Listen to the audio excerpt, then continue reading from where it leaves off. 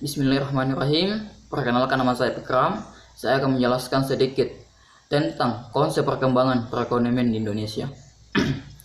Sistem perekonomian di Indonesia sudah ada atau dimulai sejak bangsa Indonesia masih berbentuk kerajaan, di mana pada masa itu masih dilakukan monopoli berdasar kekuasaan kerajaan.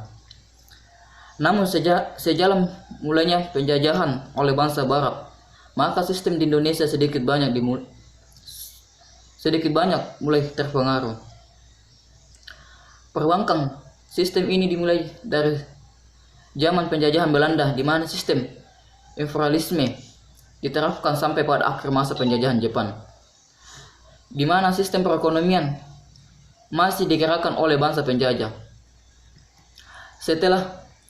Setelah merdeka, bangsa Indonesia sudah berulang kali mengubah sistem yang dipakai dalam mengatur perekonomiannya. Dari sistem liberal, kemudian komando komunisme sampai memasuki Orde Baru.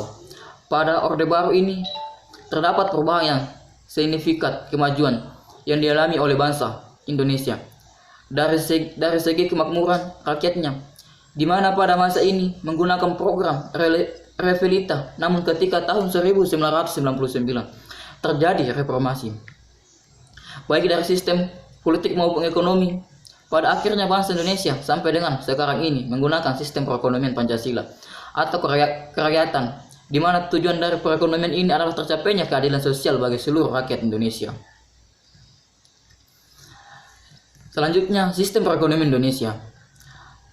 Menurut Undang-Undang 1945, sistem perekonomian Indonesia dapat dilihat di dalam pasal 23, 27, 33, dan 34. Sistem ekonomi yang diterapkan di Indonesia adalah sistem ekonomi Pancasila yang mengandung demokrasi ekonomi. Ini berarti bahwa segala kegiatan dalam hal ekonomi dilakukan oleh dan untuk kepentingan rakyat di bawah penguasa dari pemerintah.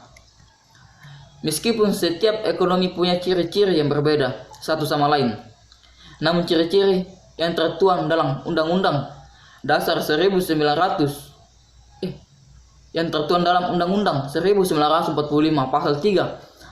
Pasal 33 adalah perekonomian disusun sebagai usaha bersama berdasarkan atas kekeluargaan, cabang-cabang produksi yang penting bagi negara dan yang menguasai hajat hidup orang banyak dikuasai oleh negara. Bumi dan air dan kekayaan alam yang terkandung di dalam dikuasai oleh negara dan dipergunakan untuk sebesar-besar kemakmuran rakyat. Perekonomian nasional diselenggarakan berdasarkan atas demokrasi, ekonomi dengan prinsip kebersamaan, efisiensi, berkeadilan, berkelanjutan, berwawasan lingkungan, kemandirian, serta dengan menjaga keseimbangan kemajuan dan kesatuan ekonomi nasional. Ketentuan lebih lanjut mengenai pelaksanaan pasal ini diatur dalam undang-undang. Negara tetap mengakui hak milik perorangan yang tidak bertentangan dengan kepentingan publik.